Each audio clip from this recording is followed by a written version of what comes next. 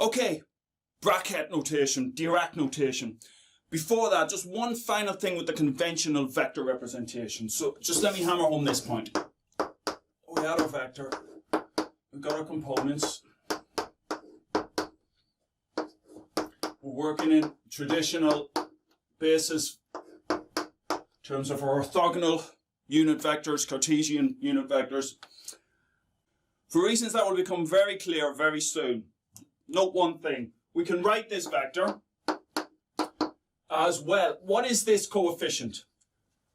That coefficient is the dot product of our basis vector with a little hat over the top to represent that it's a unit vector in this case, with that,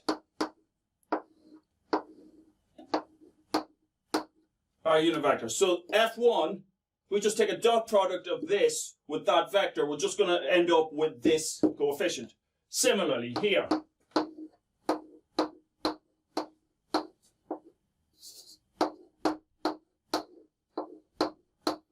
and finally, of course,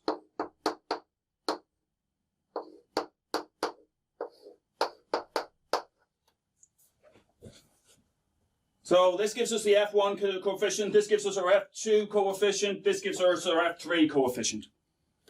So, coefficient, basis vector, coefficient, basis vector, coefficient, basis vector. And the coefficient in each case is the dot product of our basis vector by our vector. Keep that in mind as we dive into Bra-Ket notation. So, Bra and Ket in the sense of a bracket. Take the C out the middle. We've got Bras and we've got Kets, and they are both vectors. One, and this, just bear this in mind all the time, as I've said, matrix mechanics from one perspective is very sophisticated, very abstract, very complicated, and certainly very complex. But from another perspective, it really is just a spreadsheet.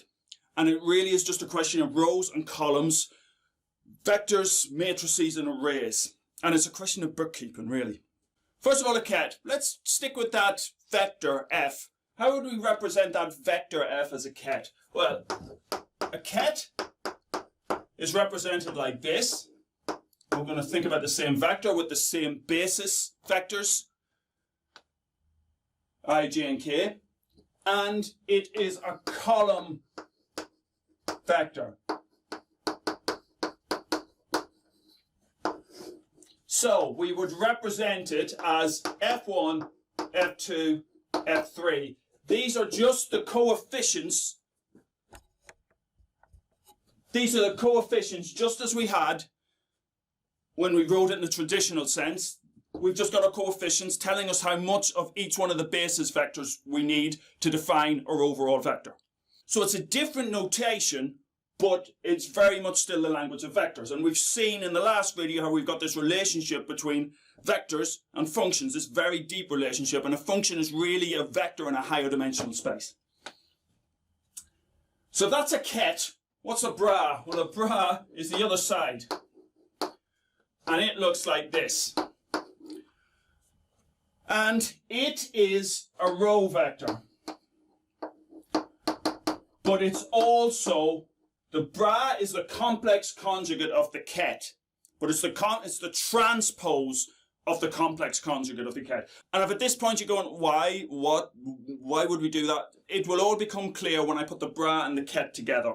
Just bear with me. We define our ket is a column vector, our bra is a row vector, and that row vector, its coefficients are the complex conjugates of our ket.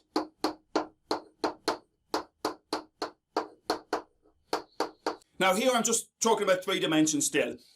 In quantum mechanics, we're considering an infinite dimensional space. It's called Hilbert space. And actually, the Kets live in Hilbert space. Bras live in a dual space, which is usually donated. So this is donated sort of H like that. The Bras live in a dual space, which is usually denoted H subscript D. Infinite dimensional space. If that sort of blows your mind a little bit, don't let it. It's really nothing more than when we were writing down a linear combination of where we're going up to the limit of an infinite number of terms to represent our function, just as we did with a Fourier series representation, just as we do with a Fourier transform, except it's continuous rather than discrete. That's all we're doing. We're translated to a vector representation, but because of this strong parallel between vectors and functions, it's the same general idea, except instead of building up our overall wave function from different basis functions, what we're doing is we're building up our overall state vector from different eigenvectors or eigenkets. For those of you interested in delving a little bit deeper into the mathematics, there's a footnote in chapter 6 related to Hilbert space. And if you want to chase up, this is not examinable and we're not getting into any depth in terms of Hilbert space because it's entirely not necessary to do so to grasp matrix mechanics. But if you really want to get into the fine detail of the mathematics, you can chase up the links in that footnote. It's complicated and complex and not as elegant as some would have you believe. Okay, Ket, Bra, we put them together as a Bra-Ket. This is a dot product. So what we have is this.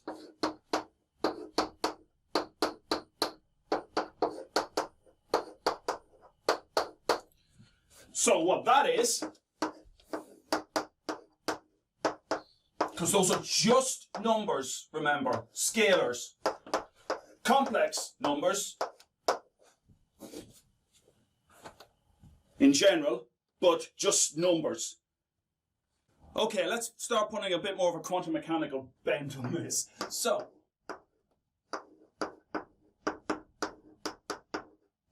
time-independent Schrodinger equation that you know and love so well.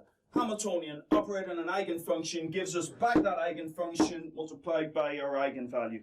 How would we represent that in terms of Ket notation? Well, we'd have a Hamiltonian, I'll put a little hat on it, and now we're going to have basis vectors rather than basis functions, or eigenvectors or eigenkets rather than eigenfunctions. And we can label those as we like. Just to force home the generality of this, let's label our kets like that, or eigenkets like that. And over here, got our eigenvalues again, just a scalar, just a number, by our eigenket again. So wave mechanics, matrix mechanics. We can also go further, of course, in terms of wave mechanics, we represent a wave function as a linear combination of those basis functions. So, where these coefficients, we take their square, the modulus squared, gives us the probability, modulus squared of this thing gives us the probability of getting the eigenvalue associated with this eigenfunction when we make a measurement. In terms of Kets, in terms of Bra-Ket notation, in terms of matrix mechanics, what we'd have is, in terms of this, our state vector is equal to a sum over n of, well, these are our eigenkets.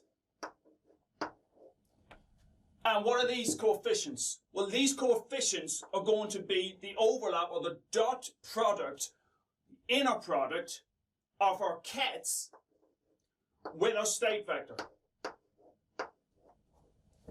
And in this case, what we have is our state vector. Now, we can't imagine an infinite dimensional space in terms of this vector space. But think about a vector. What this is telling us is what components we need to make up that vector, except in a very high dimensional space.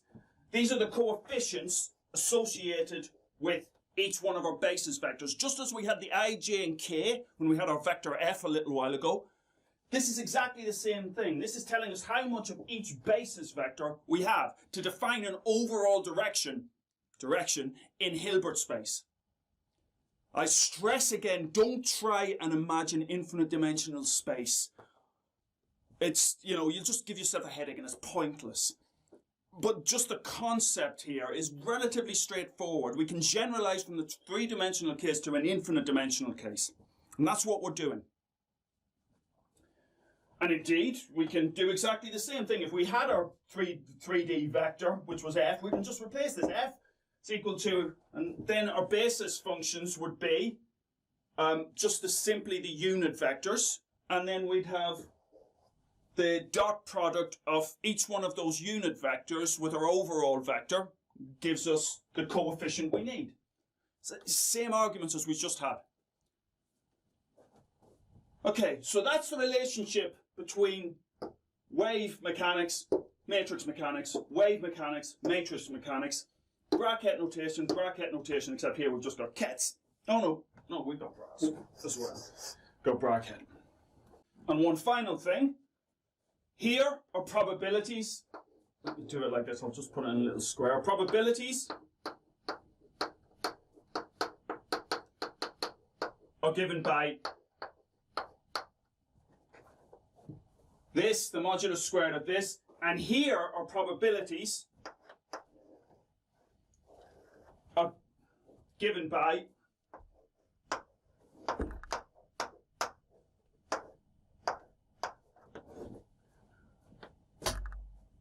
I hope you can see that. It's all hidden all the way down there, but what I'm going to actually do is put it up on the board. Wave mechanics, in terms of our probabilities, matrix mechanics.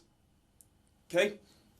Get these ideas in your head, but always, although this notation is new and strange, Dirac notation is new and strange to you, I know that, but just always bear in mind it's vectors. And it's vectors in the sense of lists of numbers, and they're just columns or rows. So in that particular case, our basis vectors, or basis Kets, or eigenkets, all those words in this case are synonymous, were the eigenkets of the Hamiltonian. So we're representing our state vector in terms of those eigenkets. So the probability of measuring the nth eigenvalue of the Hamiltonian, associated with the Hamiltonian, is that. Right? This representation is general. And once we take this ket, or general ket, to effectively pull out a measurement or pull out observables or pull out probabilities, we need to take a bra and find out, just as we did with the overlap integral, we take the dot product of the vectors in our basis set with our overall state vector. And that will pull out a probability. That's the probability again, a particular energy eigenvalue, but let's say we want to get position representation and we want to know the probability of finding a particle within a particular range. And we want to get psi x out of this. How do we do that? Well, what we'd have would be this. These are our basis Kets. So what we have here is something which, when we take its modulus squared, gives us our probability. It's also in terms of a position representation, which tells us that this thing must be nothing less than this. So, to couple together the wave mechanics representation with the Bra-Ket notation, we need to have a bracket that looks like that, which, when we get the modulus squared of that, gives us our probability. Okay, just to digest this, rewind the video. I know some of you watch these videos at double speed. I've heard that from a number of sources. How the hell you watch me rattle on at double speed, I don't know. It's irritating enough to watch me at normal speed. And I know, because I have to edit these bloody things. But at double speed, up to you. If that's how you manage to get through, that's fine. But quite how you do it, I don't know. So that's trying to make the links here between wave mechanics and matrix mechanics. Let's do another example. In terms of the back-in-the-box interactive simulations, we have some starting state which looks like this. Well, these are the eigenstates or Hamiltonian. Now, I could put in the sign. It's root 2 over L sine n pi x over L. You know that. I hope that's imprinted on your memory at this stage, printed deep into your neurons. Those are the eigenfunctions of the particle in a box to infinite potential well. But we're going to keep this general. But all you need to remember is that these are the basis functions. Now, how would we write that in terms of Bra-Ket notation? Well, we've pretty much done it for the general case, so let's do it for this particular case. This is going to be, well, our basis function. Remember last time we'd written that in terms of just n, so we're going to write our basis function as our first eigen ground state eigen ket of the Hamiltonian, and then what we have for our coefficient is that ket, that vector, with our overall vector. So this is our basis vector, this is our coefficient, and I'll do it here. Our second one's going to be, for this term, same thing again, same thing again. Coefficient, basis vector, coefficient, basis vector, coefficient, whatever you want to call it, eigenket, coefficient, eigenket, coefficient, eigenvector, coefficient, eigenvector. All those words mean the same thing in this context. But we're not in the position representation yet. We've got an overall, we've represented our ket, or state vector, in terms of our basis vectors. But what we want to now do, if we want to compare it directly with our psi x, is we have to get this in the position representation. How are we going to do that? Well, we stick a bra on here. And we bra both sides. So let me do that.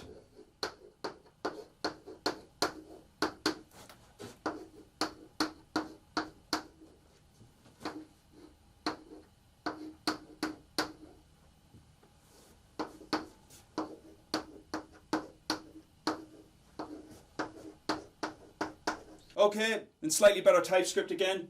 This is our Bra-Ket notation version. This is our wave mechanics version.